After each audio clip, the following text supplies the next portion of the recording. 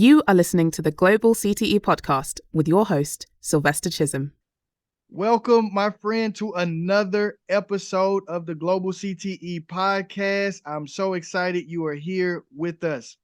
This is the place and the space where I interview the brightest, the best, the movers, the shakers, the people who are really making a great impact around the world in the career and tech education space. It's our desire to wrap a blanket of goodwill around the CTE community to share these best practices and ideas. Today is no different. All the way from the great country of Canada, I have my friend Kyle Boyko here with us today. And let me tell you about Kyle. Kyle is the CEO of Inspire Tech, a Canadian ed tech company with a mission to inspire Canadian youth to develop their full potential and become leaders of tomorrow by providing innovative opportunities and experiential learning. Kyle has a deep passion for CTE, K-12 STEM, and cybersecurity skills training. The Inspire Tech platform has three main pillars: virtual robotics training, a gamified cybersecurity training, and an emerging technologies component. Inspire Tech Canada is also an official academy support center for Cisco Networking Academy, which is a global IT and security education program that partners with learning institutions around the world.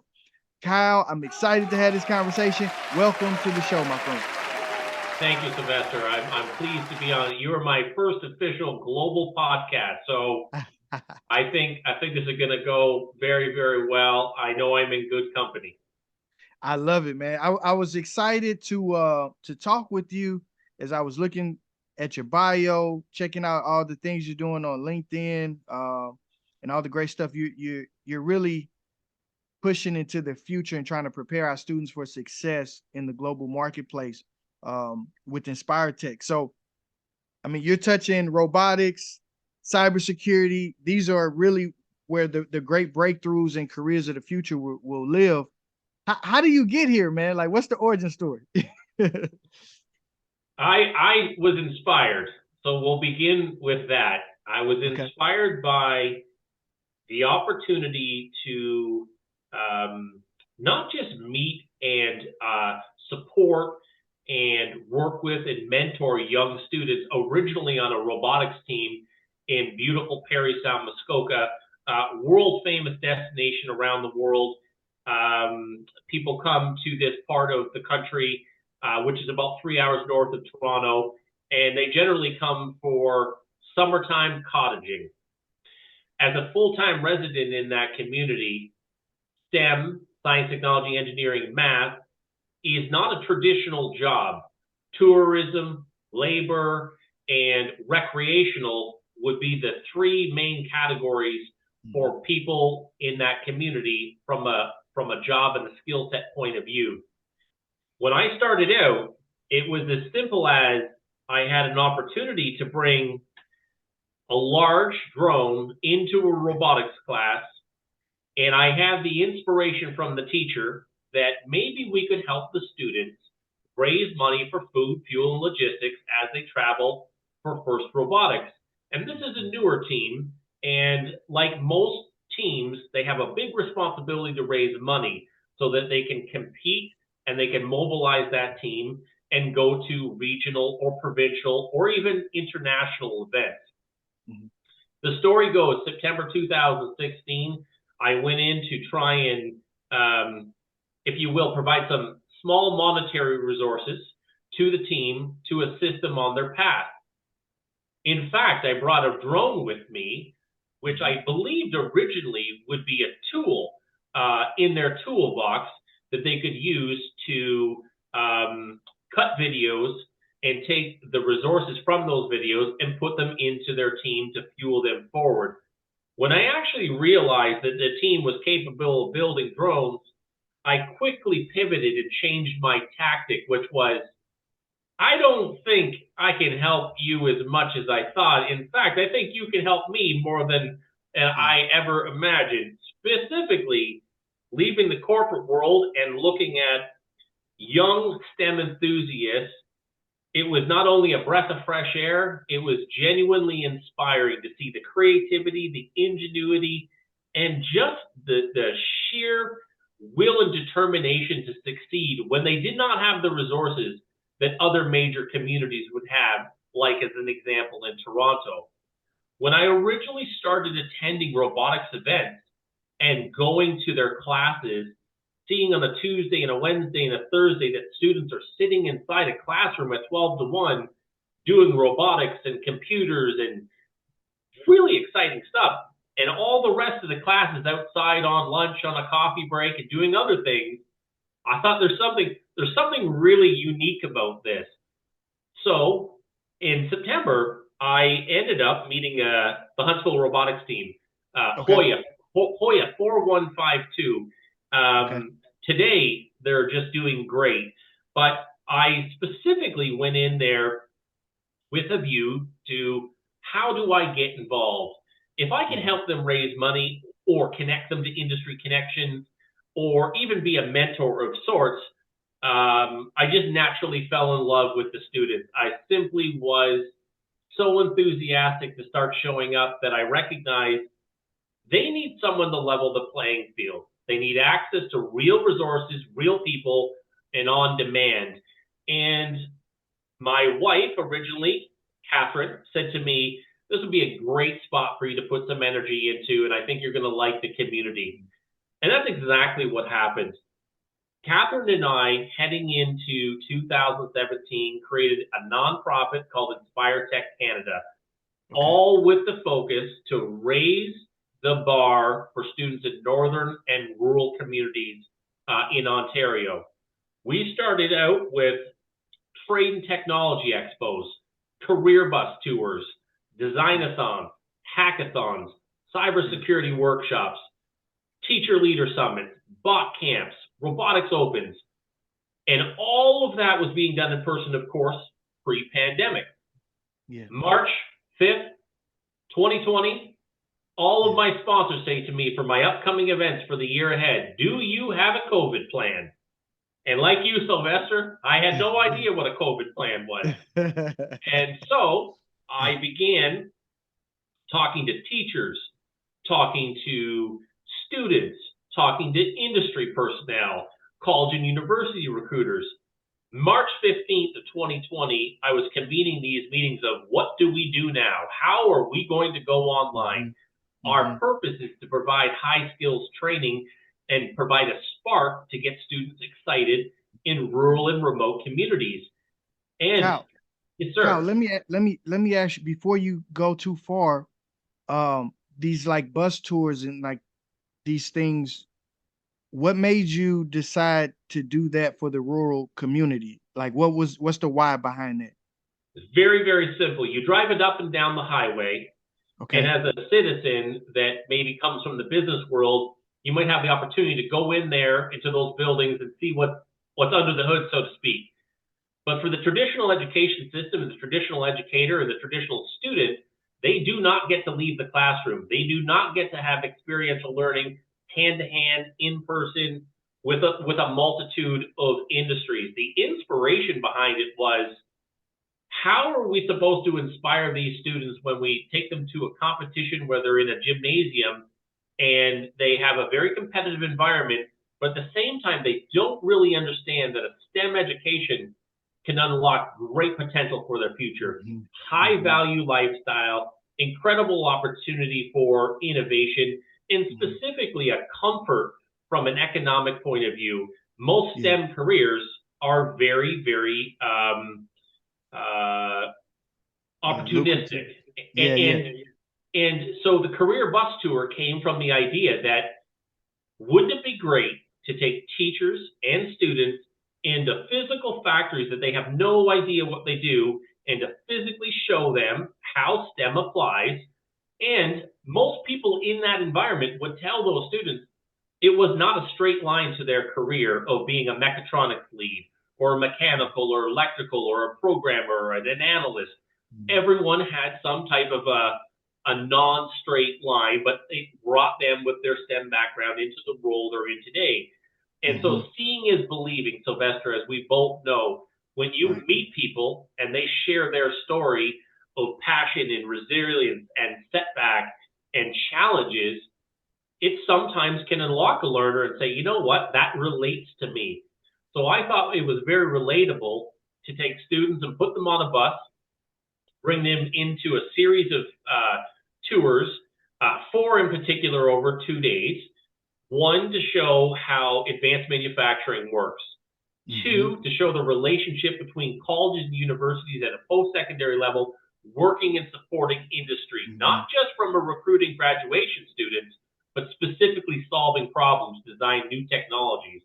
And then we took them into the opportunity where they would look at, of all things, using the largest CNC that exists in Canada to take apart granite.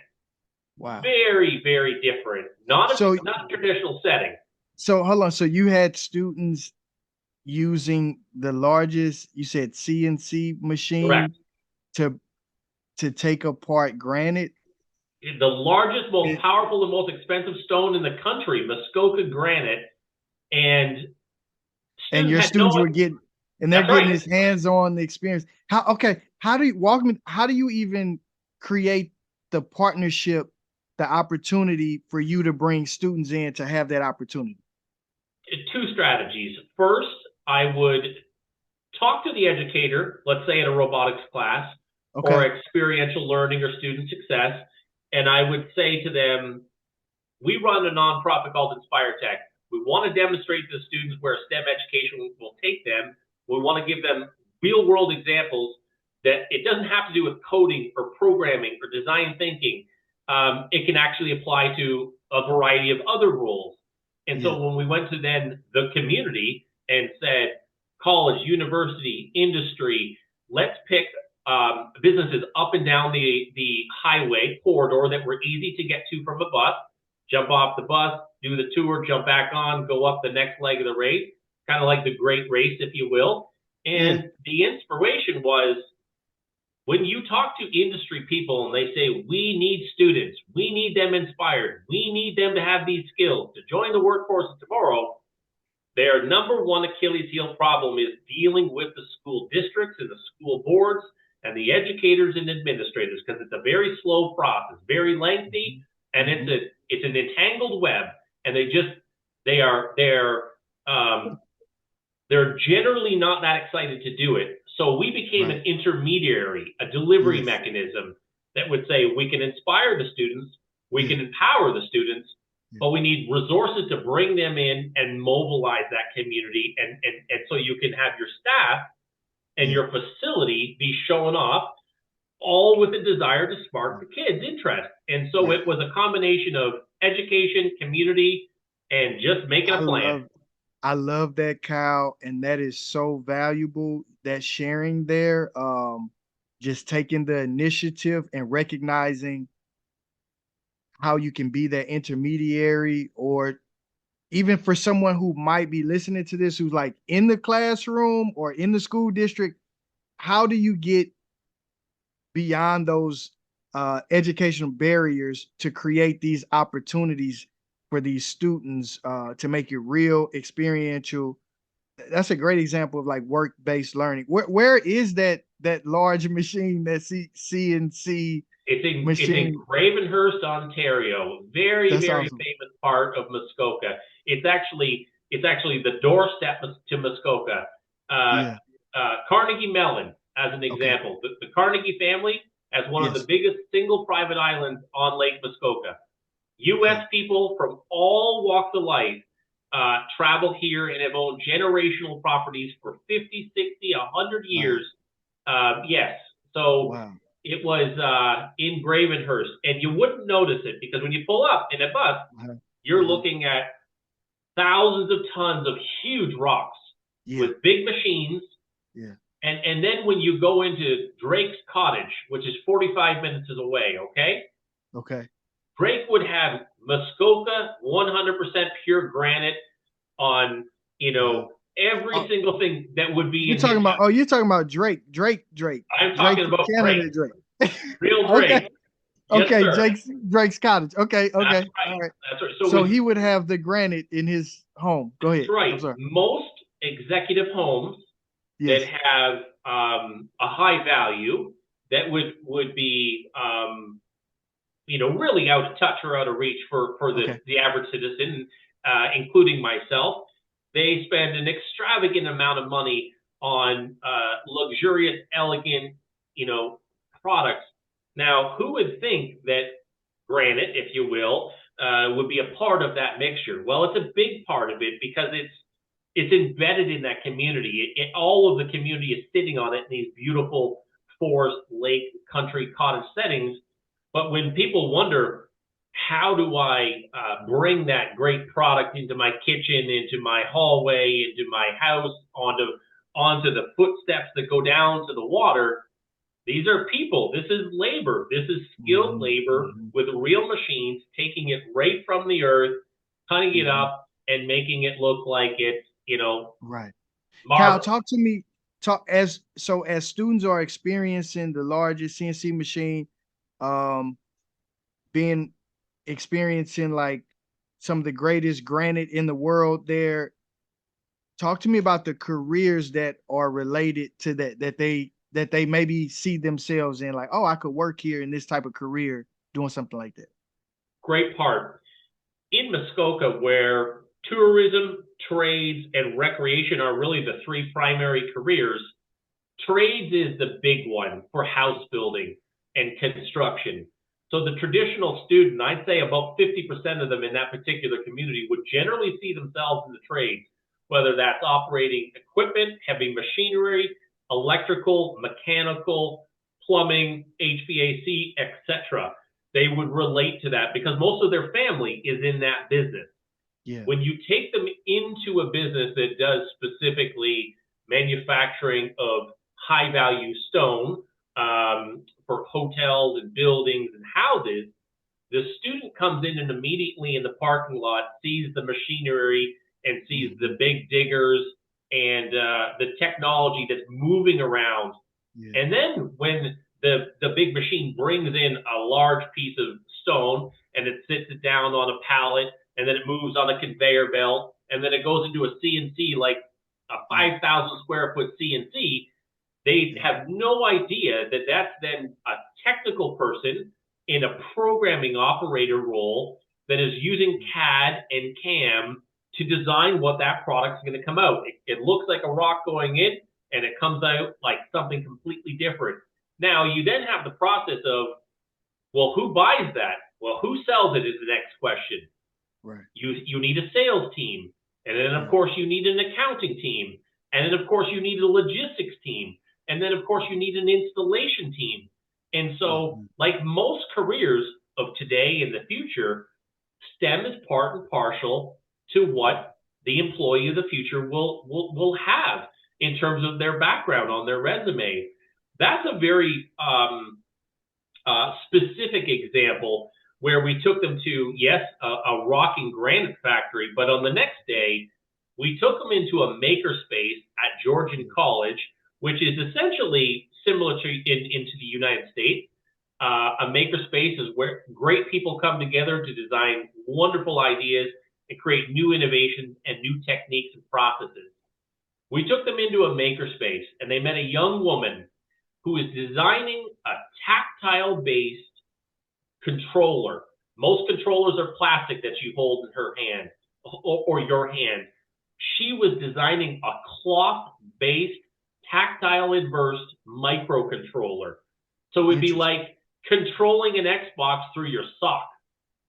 Literally a linen-based controller.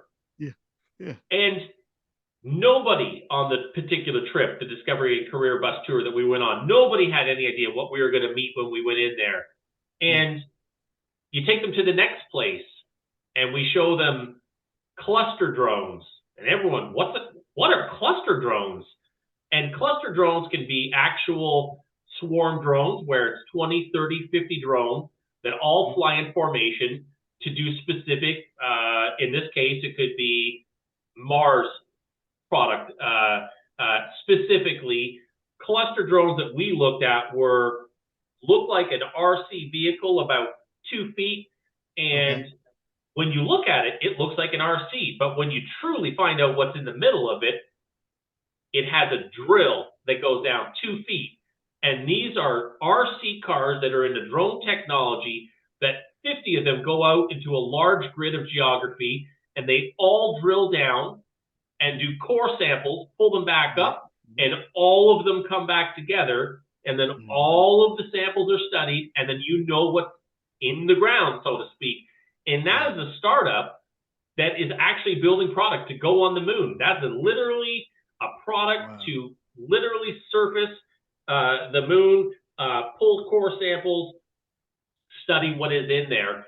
And so the students Kyle, were just inspired. Yeah, that's what I was going to say. Like, what were the students saying when they were seeing something like that? Oh, they're blown away, because this isn't ever going to be at Walmart or Target or any traditional store. You really need to go where the scientists are hanging out and solving problems. And you need to take them into environments where people look like you and smell like you and put their pants on one leg at a time. And they're real people with real ideas that have just come up with and said, you know what, I think I can do that better. And if we get a group of people who are engineers and scientists and AI people and researchers and mechanical people, maybe we can actually design something. So for the students, I'd say it's an eye-opener. It's great to learn and be educated in school, but experiential learning face-to-face, there's no replacing it. 100%, Kyle. I think this is a shining example of what we call place-based learning, like getting them outside of the classroom, because like, yes, going into that, I'm familiar with the drone. I've seen one, maybe a small one, maybe a large one like yours that you brought in, but then cluster drones that are going to do core samples that have a space connection, like that really takes their current knowledge set to another place, that maybe a student can see themselves in a potential career there. Like, oh, I like drones, I love space. Here's something I never thought about. So what's the career option? Like, what can I do with this, man? So I think you're really doing some impactful work there. Keep going. It's teamwork. Sylvester, as an adult, that most things happen as a result of teamwork and collaboration and big ideas. Yes. And with a little bit of inspiration from the fail faster, succeed sooner type mantra, students should be unlocked to see their potential. They need to feel that, hey, you know what? Someone had to come up with that idea. Someone needed to have the inspiration and say, I think it's possible. But at the end of the day, I'll give you one other example of what we've shown students. When you have bell peppers on your table, on your kitchen plate, orange, green, red, and yellow peppers. Today, you buy those in a plastic sleeve. They come in a plastic sleeve. They're called stoplight peppers. Most people don't really realize that they're using AI now in robotic arms and suction to pick up the multicolor pepper, drop it on the tray. It falls in the sleeve, and the sleeve is vacuum sealed. And it's not a human packing the peppers anymore. And I have firsthand knowledge of this because I'm one of the co-creators of that technology, talking to a greenhouse, a robotics and AI, and simple industry. So you go to the supermarket, and of course you can buy them on their own. But if you want the convenience of a 3-pack or a 6-pack, that's a robotic arm with AI and suction. AI monitors the color that's been picked up. Robotic arm comes over on top. Suction picks it up, gentle suction, just enough to pick it up, turns it around, places it down, and repeats that. And you can pack more peppers with a robotic arm than you can as a human. And the cost efficiencies are incredible for the business. The robotic arm, of course, still needs support from a technical point of view if anything ever needs to be reset. But generally speaking, you can take a robotic arm on a 3-foot table with a regular house cord, plug it in, set it up, and the robot arm will just continue. And all you need to do is replace the boxes of peppers, and it'll continue to fire them out. That's crazy, Kyle. I love how you, first off, hats off to you for being a part of the team creating that technology. So I want to push. It was my pleasure. All I had to do was call people, Sylvester. I wanna push on that. So talk to me the future. That sounds like more of what the future looks like in terms of career opportunities. Where is the human element in that? Where is the career opportunity that we should be preparing our students for the robotic arm that's leveraging AI to pack peppers? Like you're touching something that most people are probably still thinking would be maybe a human labor thing. So talk to me about that.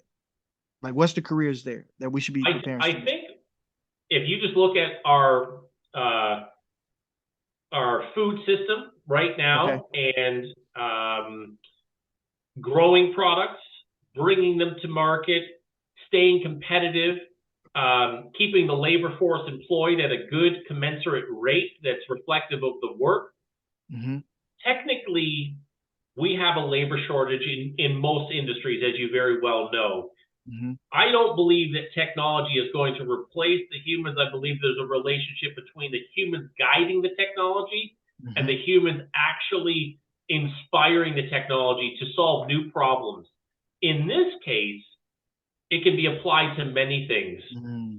I'll talk about grasshoppers. Grasshoppers are a particular product as a protein that is eaten all around the world, but not very Mm-hmm. popular in Canada or the US. And Okay. as it gets more popular, these types of products can be built and created from inception all the way to delivery to the package. And it's technology that grows them, it's technology that heat and cools them, it's technology that feeds them, it's technology that does the entire monitoring process.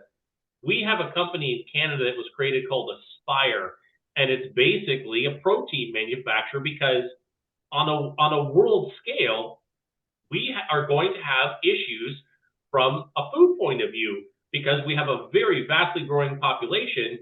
And I think meat and dairy and vegetables are part of that solution that we have, but we Yeah. will need technologies such as proteins, such as insects and bugs that can be made and manufactured on scale to fill a part of the food process. Technology has been instrumental in making that work on scale and being able to do it cost effectively. But when you talk about all the jobs that are associated with that, you've got the supermarkets, you've got the direct consumers, you've Right. got the people that are, actively looking for new eco-friendly, environmentally friendly.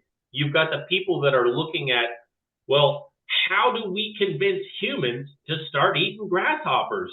Yeah. Yeah. Marketing, advertising. Yeah. How do we get people inspired to buy these in bulk when they've never done it before? You've got sales. And then talk about math, predictive analytics. How do we know how many grasshoppers to build? Who's going Yep. to need what? How do we employ min-maxes? So there's such a variety of technical roles that are non-technical, that are traditional roles, which is sales, accounting, logistics, production, operations. All of these will have some level of a STEM component at varying levels. Of course, when you're using machine learning or AI or robotics, you Uh-huh. may need Uh-huh. subject matter experts, but a lot of the time, Sylvester, Yeah. it's the regular jobs, the core jobs of how do we get it on the shelves in front of people and get it on their plate and have them come back and buy it again. It's so funny you mentioned that. I was just on a separate call for uh with the grocery store company, and one of the products that was being presented was by a young lady, Sarah Shafley, Mighty Cricket. It's a Yeah. protein powder, and it's doing well on the grocery shelves, and they're looking to expand that opportunity. So it's kind of interesting that you brought that up, and that you brought that example up, that it's a great source of protein, and they're creating new opportunities with it. We Yeah, need to go there. We have to yeah, innovate. We need to have more sustainable solutions that yeah. are, and the young people of today are very green oriented. On The those young, things. Yeah, yeah, right? And I see your son innovating, and I see yes, your post on LinkedIn about the great things that happens. Um, over time. Yes. When you get to come home and share with your son and daughter and your family the neat people you talk to, the things you're learning about, you never know, especially I have 11, 14-year-old girls, so you never know what translate or will, uptick with them. But the nature of our society is more green solutions are forthcoming, right? Yeah. We need to have in people, especially young people, they need to be inspired that they can create big ideas and try new things. And whether it's clean green energy from small modular reactors, or it is basically food, or whether it's interplanetary, travel and leaving Earth for greener pastures, so to speak. This is an exciting time. We have a lot of requirements for innovation on Earth. Yeah, it's funny you just brought up that interplanetary thing. Did you see the SpaceX launch? Did you see that? The Starship, and I thought it was so interesting. Like, I saw two perspectives. Like, mainstream media was talking about it like as if it was, a failure, because it exploded and all these different things. But I watched another interview on the All In podcast, and they were interviewing some of the guys at SpaceX who worked on it and who were there, and the entire team was so excited. They thought it was such a success in terms of the data they collected, how it made it off the launch pad, and like all these different insights and things that they were able to gain that they can go back and continue to build onto the future. And I think I don't know, you just brought that up. I was curious. Did you have any thoughts on that? I'm curious. I do. And Sylvester, two thoughts. When you looked at, of course, the mainstream media, and then of course the scientists, there are more scientists in the rocket world than there are technically engineers. And I've been corrected on that, because we used to always say it's a rocket scientist. In fact, it's a rocket engineer. And I always get corrected, but they always say rocket engineers. Yeah. And so this picture comes out online about 2 days ago, and I think Elon actually put it out. And it was a very close-up picture of the bottom of the rocket and the individual rockets. And what they actually showed was 6 of the main nozzles that should be on the bottom of the rocket were missing. And that's what was a component or element. And so the question becomes, how did they fall off? What happened? What did that do? But to your point, it was a great success. And they had so many, they've had over the last 7 years, lots of explosions, lots of things or expectedly go wrong. But in this case, they are hoping that it happens now, not in the future, now. And they need to do these experiments to actually see that. But we have an example here in Canada. You'll be really interested. There's an individual we work with, and it's a group called Launch Canada, and they're trying to become SpaceX North. Okay. They get college and university students together from around the world, and they take them up to 8 hours north of Toronto into First Nations communities where it's all forest. And they bring 3 grades of rocket teams in. Ones that go to 25,000 feet, 50,000 feet, and 60,000 feet. And these are university and college teams that come to compete in a Launch Canada Rocket Challenge. Its inaugural event was last year, and its second event is coming up in August. Teams from all around the world show up, and they build these 5, 8-foot, 10-foot rockets. And this is a course of a week. And then they, of course, fly them up and retrieve them and monitor them. And all the scientists are there and kids and community. But you know who shows up? Blue Origin, Virgin Galactic, SpaceX, Lockheed Martin, Raytheon, defense companies, Canadian Space Agency. Every single person who's who in space shows up to these rural events because, well, 1, it's cool. 2, no one is doing this. And 3, when you get that many people together that are actually doing things that have never been done. Canada has never launched a rocket ever until last year through Launch Canada. And today, this small nonprofit, Launch Canada, is essentially the leader for Transport Canada, which is our governing body at a federal level for anything to do with transportation, including autonomous. And then, of course, the Canadian Space Agency. The young guy who runs it, Adam Trumpour, is 41, and he happens during his day to work at Pratt & Whitney. Pratt & Whitney is the super jet engine manufacturing, and at 41, he's the head of jet propulsion. At 41. Oh, yeah, ridiculous stuff. But this is a passion of his to get students into rocketry. And that story goes like this. You're going to love this. When he was in grade 9, in 1996, he went to the second launch of the Canadian astronaut Marc Garneau, and he went to Marc Garneau Collegiate Institute, Toronto District School Board, and 2 buses back in 1996 full of kids from Marc Garneau Collegiate got on a bus, went down to Cape Canaveral for the course of a week, and because there's a timeline where they can get pushed, right, if the weather's bad, and they see Marc Garneau get shot up, right, and the whole thing happens. Today, 25 years later, he is the head of Launch Canada and the head of jet propulsion at Pratt & Whitney, and his entire story was based on the fact that he was inspired to go look at what was happening. People going to the moon. How do they put them on the moon? How is that possible to strap that much fuel in a lighter to a person and people and shoot them safely and bring them back?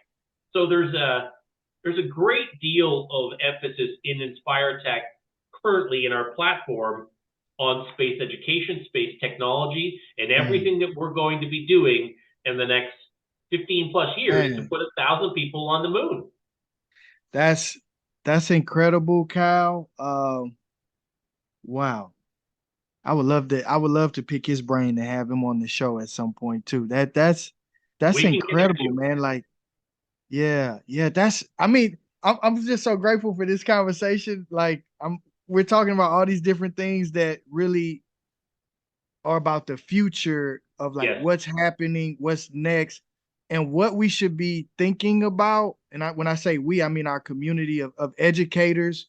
Like, how are we preparing our students, our kids for these robotic arms that are using AI to the SpaceX machines to, Launch Canada to, which actually brings me to my next part, cybersecurity. Like, talk to me about what you're doing with Inspire Tech and gamifying cybersecurity, man. Like, talk to me about that education program. Good, very good point. Very exciting. I'll put a shout out to Cisco and Cisco Net Academy. It's the oldest, world's largest corporate social IT training responsibility program. Over 25 million people have been through it in the course of over 25 years. They just celebrated their anniversary. So it's in 190 countries.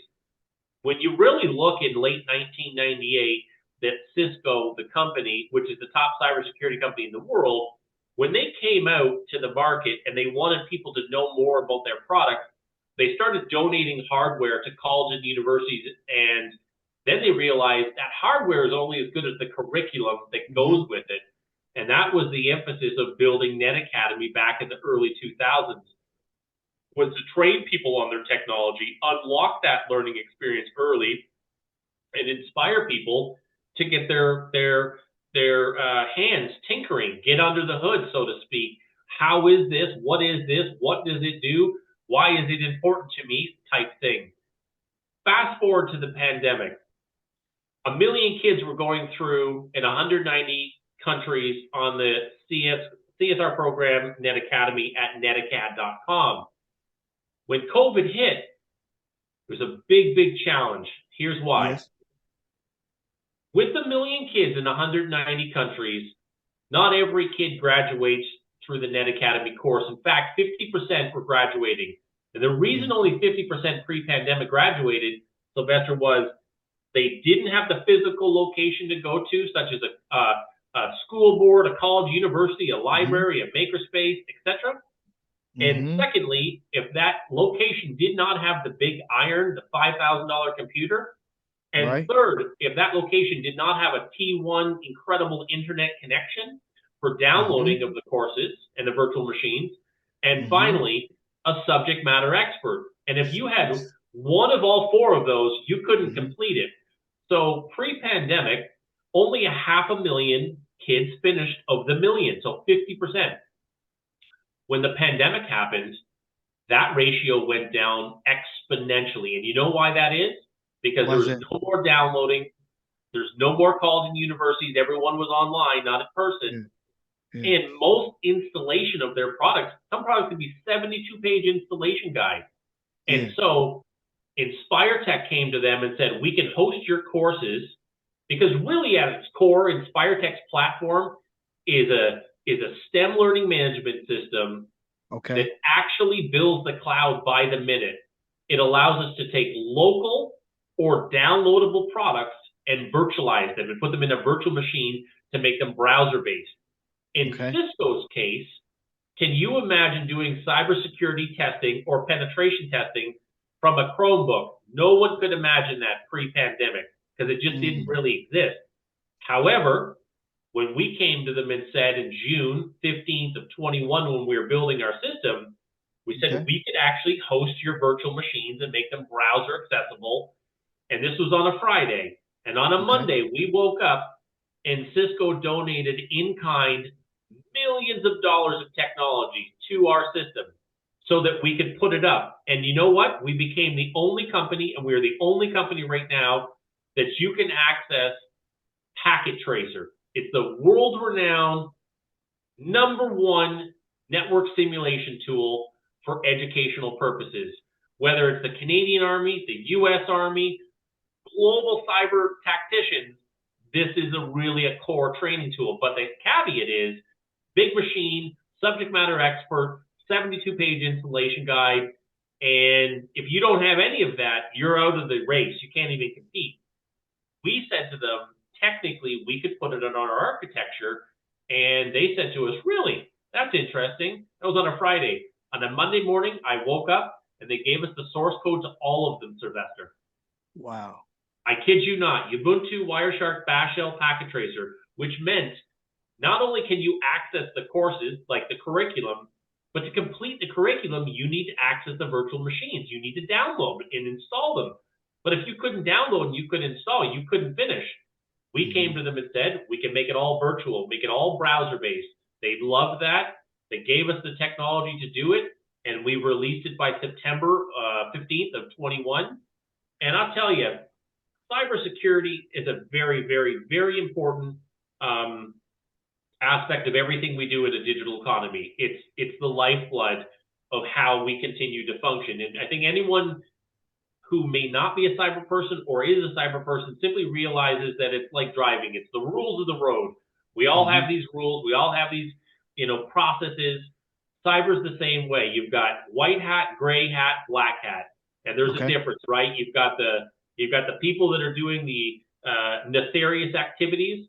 You've got the people in the middle that are like the government, and then you got the other people that are helping the consumers and small, medium-sized businesses.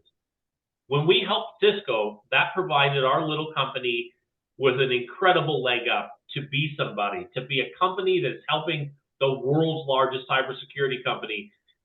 And for what that's worth, that's an incredible honor as a company, as a team, and just to be able to be in the right setting where we could mobilize that technology and make it more accessible is really what we did.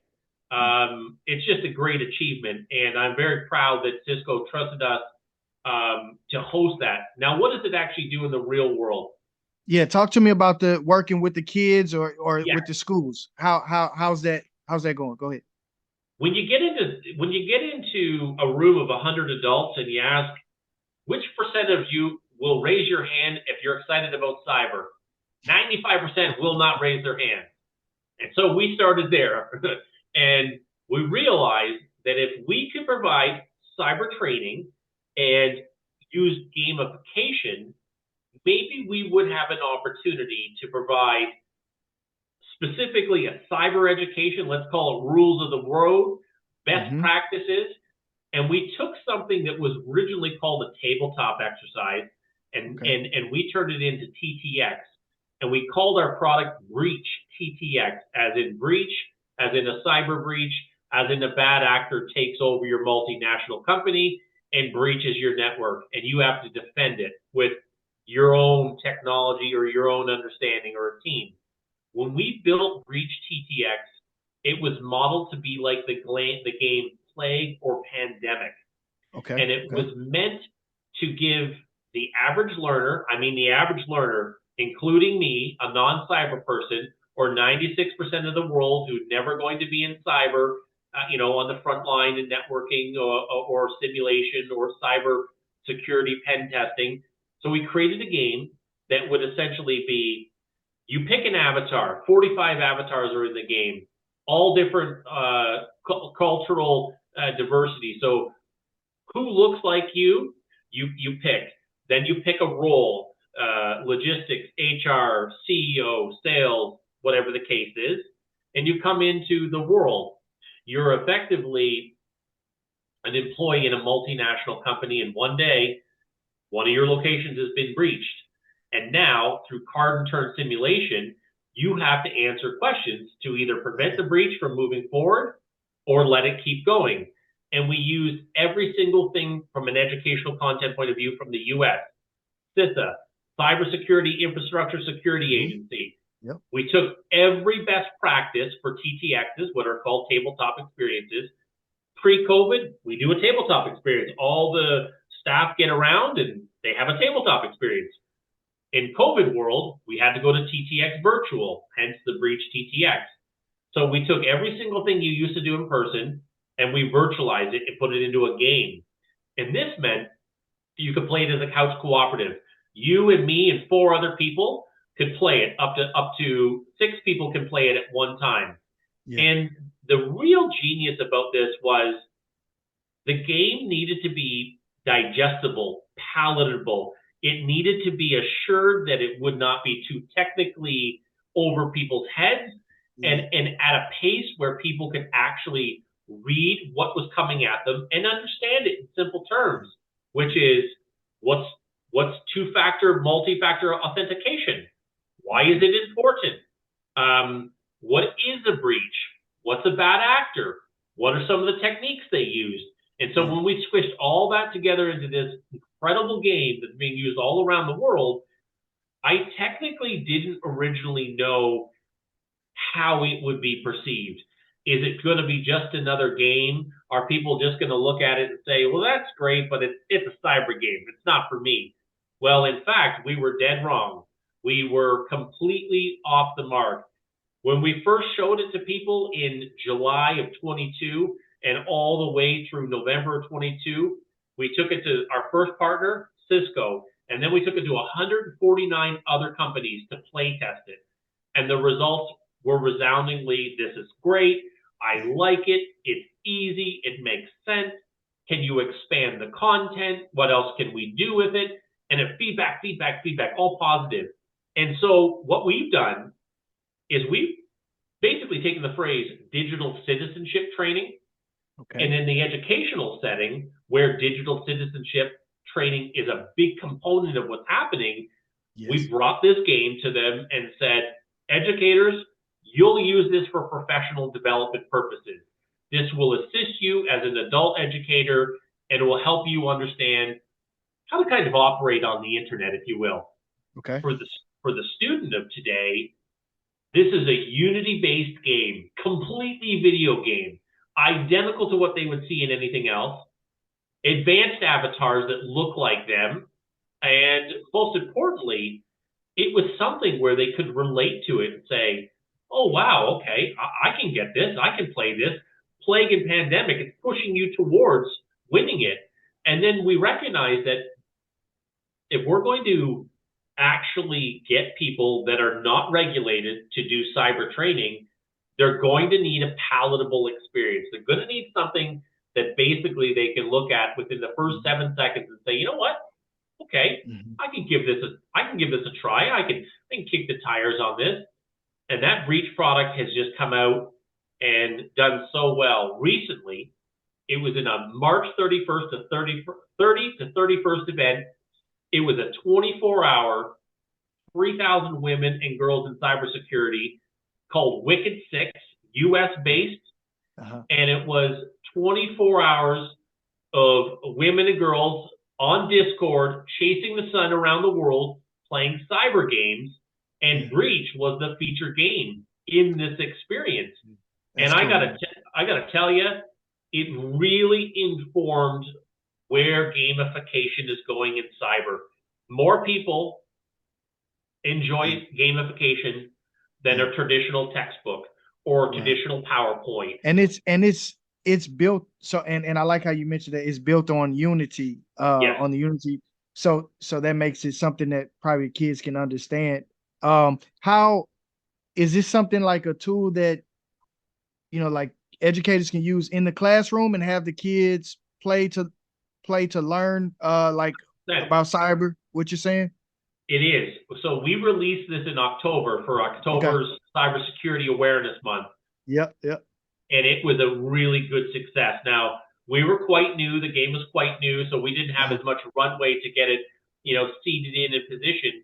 But heading into this particular October, we're working right now to design a plan with Cisco Net Academy so Breach can be available all around the world in those Net Academy settings. And when you look at it in the class, how does it actually translate to students? It really is great. One, they don't get to play games like this. Right. And two, the educational content literally comes from the divisions that the government trusts. And it's their content. So it's really, really relevant. And most importantly, when they walk away from the game, they're not tired and they're not exhausted and they're not bored. Yeah. You've done something. And how we made it the best that it's ever been was we play tested it for 6 months.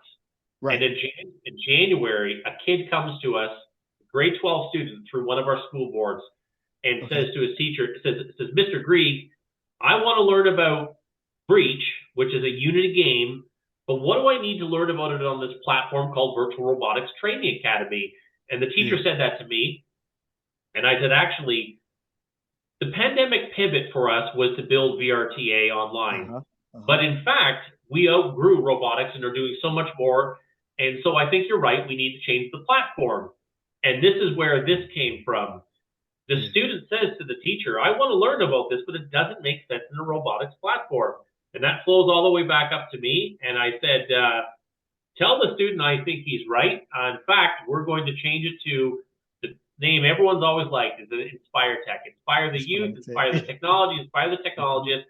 And so in the last 65 days, we completely rebranded the LMS. VRTA is now a product under the Inspire Tech umbrella. And the Breach game has now got legs to turn into two things. If you want to move it into high tactical cyber equations where you have a red team, blue team, purple team, and change the content so it's actually meant for cyber MSPs, managed service providers, technical providers, if you will, that will use it for training. That's the one extreme. And then the other extreme is, let's build in the NICE framework, which is your National Initiative for Cyber Education, which is the Biden administration's national framework. And I was with the executive director of the NICE cyber community just last Friday and have joined that. And it's all with a pursuit to bring more content, update the game, and expand the technical questions that are being asked in it because it continues to change. Kyle, let me ask you this. On the other side of this, this learning opportunity you created with the gamification of cybersecurity, do we have some certifications or digital badges or anything like that that students could walk away with, like after? Great point. So I'm curious where you're thinking. Yes, that's really on point. You're definitely taking it where it needs to go. So in our platform, when I originally and the team had this inspiration to build this STEM learning management system, we didn't know that a VRTA completion certification would hold any water. Little did we know that any type of certification of completion with a specific credential of who, what, where, why, when, how would be important. Fast forward to today. When I look at our platform and what we're building into it, we're building two things into it. I want to move in the direction of digital badging for all of our products. That's the universal product for certification and completion, and it stands up. So if you go to the Python Institute and you complete Python and spend the $50 US and you pass it, you get the digital badge. I would like the same type of thing to come from Breach. Right now, Breach says, because we have an anonymity-based platform, so we'll create a PDF for you that says you've completed the Breach TTX, and it's a kind of a polished certificate with your name that says you've done it. But in the future, by the fall, we'll move into the digital badging realm because it's just a universal token and tool. And one of the other things that will complement that is, I think about today, and I think about the teachers and the challenge that they would have if they're not interested in tech, for them to teach tech. And so our platform is completely self-led and autonomous, and it guides you completely through it. You have no requirement to be a subject matter expert, none whatsoever. Zero background. Where I'm going, I used to believe that it would make sense to have a component with humans doing the tutoring. And today, I'm building in AI tutoring completely into the platform to release in the fall. And this is where it's going. So not only will we guide you with artificial intelligence and make sure your learning journey is the best it could be, and we help you all the way along, we want to learn from the data. We want to learn how grade 6s versus grade 8 in this geography or this geography, girl or boy or other, are doing this. We want to learn from that data to make data-driven decisions to make our product better. But when it comes down to digital badging, I think about that as a term called the living resume. Your resume today is a living resume. Every single thing that we are doing right now is a component of our resume, and people can go back and check and see what we do and how we do it, who we did it with. For the students, we are in a digital society. We need to give them real bona fide digital credentialing. And I think if we start at the top, that'd be the best spot. Yeah, it's you're touching on so many things. I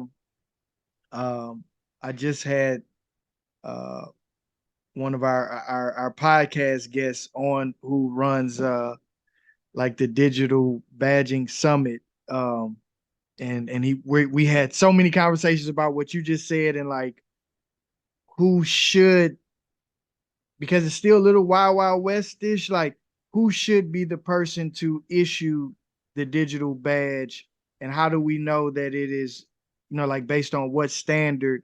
But I think outlining what's in it, or the verification of work. Another podcast guest, my guy Aaron with Unruler, they do a lot of work on verifying the work. So like if it's a way to show the student working on something, when they do click on that digital badge to show a piece of verification of work, that really could be something. I have two more questions for you, and I'm gonna let you go. Okay, this one is a little more macro, being that you're in Canada. I read like in a 2022 U.S. News report that Canada is like the 4th best country for education in the world, and usually it's consistently in the top 5.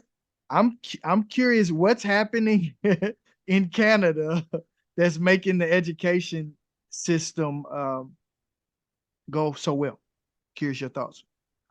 Good question. I couldn't specifically, I think, put my finger on it and say it's this or something else, but I can tell you, although we have a very, very large geography and land mass, and we've got 1/12 of the people versus the U.S., I think Canada is very focused on being a leader, if you will, and leading by example. And ingenuity is really embedded into the Canadian ecosystem. We have a lot of freedoms and privileges and incredible health care and, a very, popular prime minister right now. But when you really get down into the crux of it, Canadians are known all around the world for being very neighborly. Our door is open, and I think a lot of people recognize us to be, if you will, friendly. And with that in mind, this has allowed for a culture of innovation to take place. You've got organizations like us that are directly attached to the federal government's advanced manufacturing supercluster, which in English means we have superclusters. We have a digital supercluster, an agricultural supercluster. We have an advanced manufacturing supercluster. We have an ocean tech supercluster, et cetera, et cetera, et cetera. Little tiny organizations like ours are able to meet those CEOs, state our case, and stand up on our soapbox and say, we want to build, just like you, a world-class ecosystem which depends and relies on skills development and talent creation. And now in order to do that, we need X, Y, and Z help. And what's very Canadian about our system, of course, in most government institutions, there's a lot of red tape. Everyone's siloed and everyone's protected. And it's very hard sometimes to apply for things. But when you get down to it, this is a networking world. And in Canada, our networks are supreme. They allow us to connect to people, important groups. And I would say what's making Canada, race to be in that top 5, we want to be recognized around the world as not only a place to invest in a place that is an incredible ecosystem with bright people, but at its core, we have to do our part. We're in a global economy here. Our single largest trading partner is the United States. Recently, Volkswagen has decided to build the first gigafactory in Canada over the next 4 years. This is a several $100 billion investment, and our government at a federal level provides subsidies. Those subsidies that we provided were identical to what the Biden administration, 12 times bigger than us, and we stood up and said, we'll flex our muscle to bring you here to build this super factory. I think what Canada is doing really, really well is picking our lane. We can't be in every lane, but the lanes that we can be in, we will defend them vehemently, and we will do our best job. Yes. And so, I'm proud to be in this because Cisco and AWS are 2 instrumental partners in our success. But at the core, Sylvester, just like me and you, these are people talking to people that basically looked at us and said, I like your idea. It's different. It's got an edge. I'll give you a shot. And I don't know if they gave us a shot because of the country we're from or the idea, but I think it's the people that stand up and basically say, hey, we have a problem here. Let's work together. This is what I want to do. And sometimes if you don't ask, you don't get. And Canadians are pretty open about that. I like that, Kyle. The friendly neighbor energy creates innovation and unlocks that ingenuity. I like it. That really does make a lot of sense. I like how you kind of simplified that. It makes a lot of sense. So my final question, I asked this to all my guests. What's your vision for the future of career tech education? My vision for the future of career tech education is to continue to provide tools, learners with real world access. And that could be a student reaches out to us and says, I'd like to meet the SpaceX recruiting team. Could you help me with that? Career technical education is going to be embedded in every single thing that we do as a society. It's the lifeblood to how we move our society forward. When I look at the relationship between Cisco and AWS, I don't see them as competitors. I see them as partners. One of the largest consumers of AWS is Cisco, even though one's in cloud and one is hardware. And when you think about career and technical education, we have an accessibility issue. When you think about career and technical education, we need more companies to be able to work together to inform policy at an educational level. And I'm not talking to, going to a state level and sitting in big black and white tie meetings. I mean, physically getting on the ground and going into the individual schools, planting your flag and saying, we're here to help you with workshops.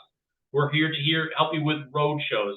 I think technical education and career and technical education will be best served, I think, through collaboration. And when I look at the future, InspireTech, I envision empowering 1 billion learners by 2030. And I'll tell you how I get there. In North America, in K-12, there's 35 million learners right now. But globally, there's 1.3 billion K-12 right now. And you look at the education tech market that we're in, you look at the cyber market we're in, and the gamification market, all roads lead to innovation. And when I think about career and technical education, you have a lot of people, as I've heard, that want to be in the CTE track, and then you have some that have just been placed into it that may not be as inclined or as inspired to follow that.